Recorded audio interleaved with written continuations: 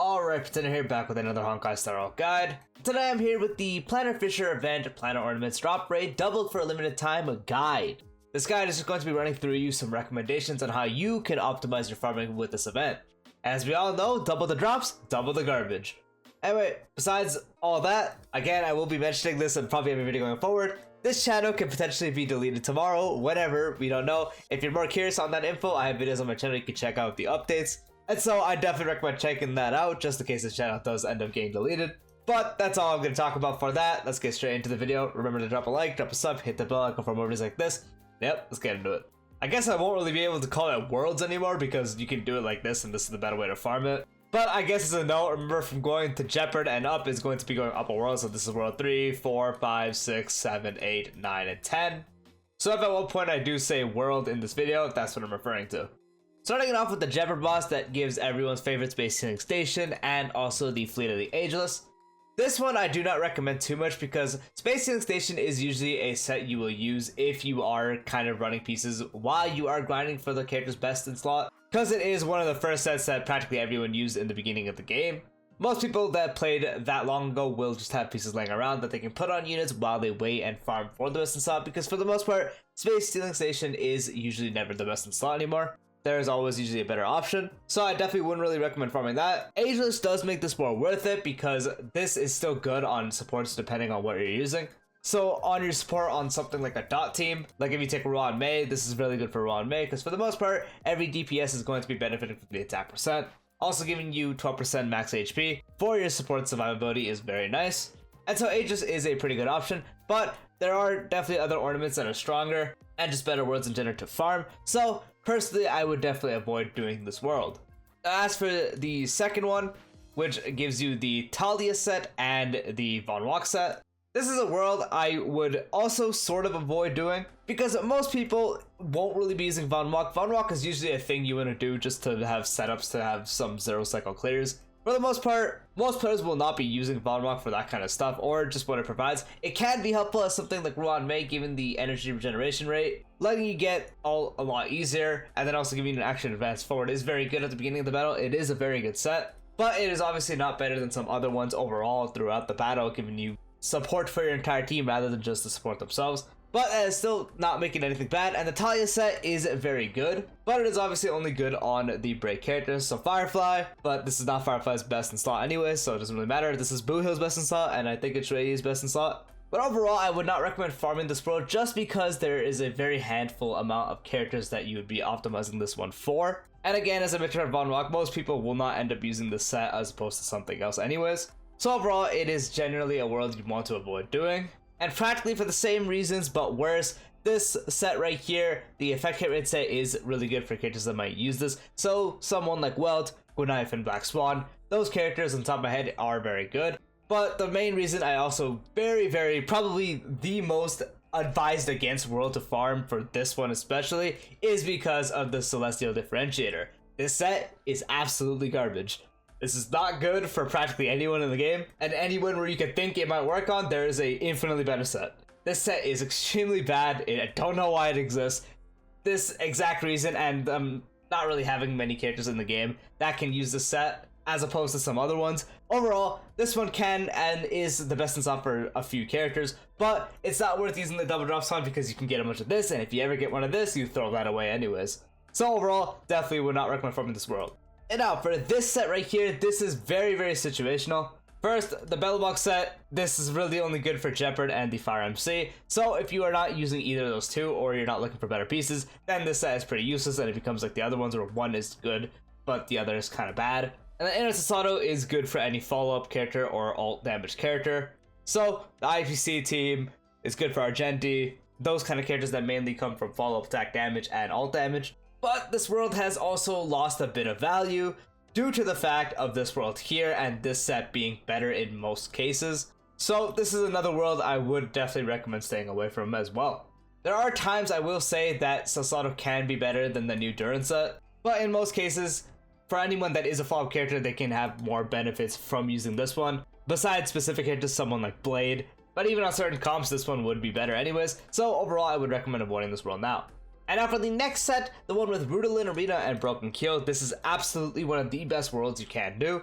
because both of the options are really good. Relic Arena is just the best in slot for anyone that's main damage comes from basic attacks, so someone like IL Daning, or the skill damage, someone like Jing Lu, Sailor technically, and just a few characters like that. This is a very, very good set to farm, and it also comes with Broken Kill, which is practically the god of support ornaments right now. Mostly any support will have Broken Kill on them, unless you're running a support on something like a dot team where the crit isn't really useful, but giving 10% crit damage and the effect res, and the 30% effect res is really easy to get. More effect res, you're less likely to get CC'd, so you don't have to worry about CC on your support. Broken Kill, very, very good set. Relic Arena, very, very good set. So this world right here is a fantastic option to farm.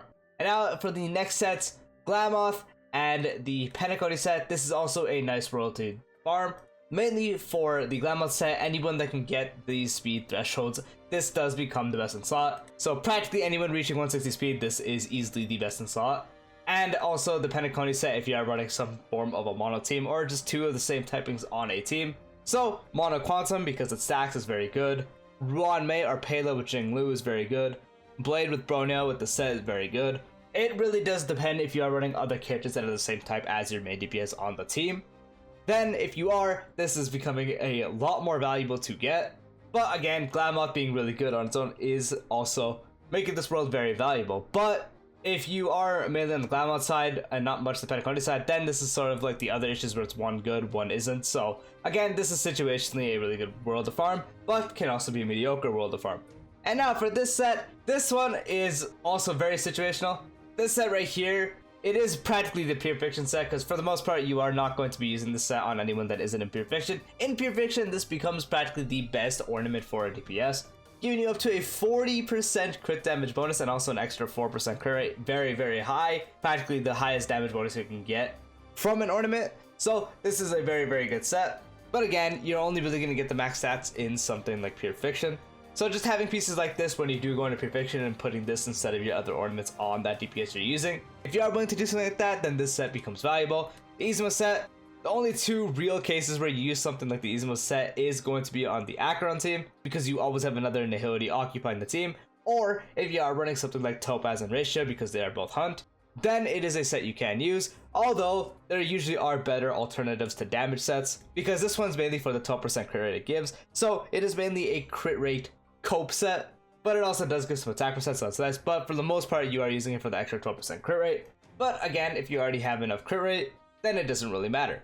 So if you are in those cases where you don't really need the crit rate, or you aren't running those kind of teams, then the Izuma set isn't valuable, or you don't want to do the Pure Fiction stuff, then this isn't very valuable.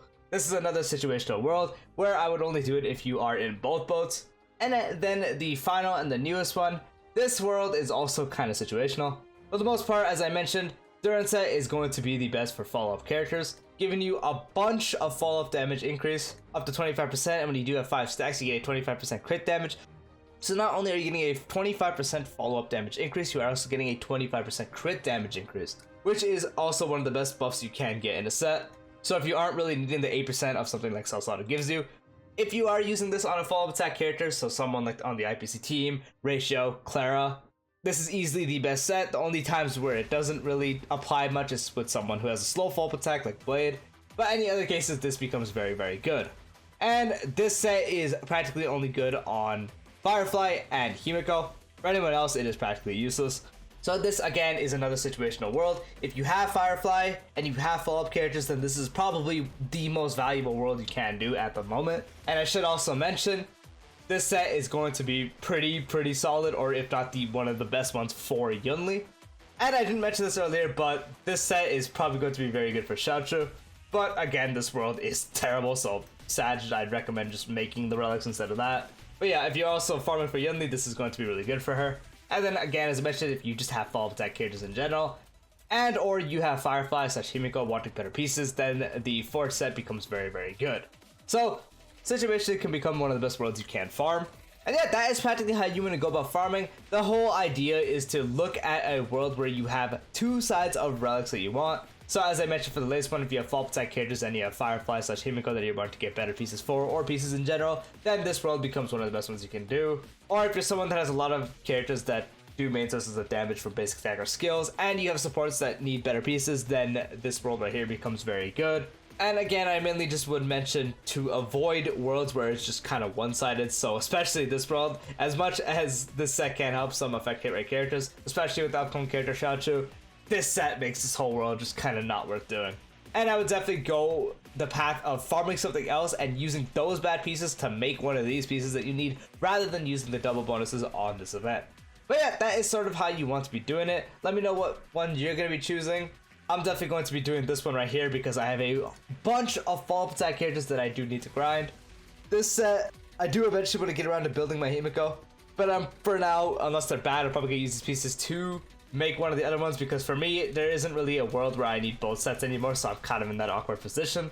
So that's another thing I should say. If you're in an awkward position like me where you just need one off each world, then just choose the one you need most of. So if you have mostly follow-up attack characters like I do, then you do this one and make the bad pieces go to one of these ones. That's just kind of how you would do it. But yeah, let me know what you guys will be farming, and yep, peace out.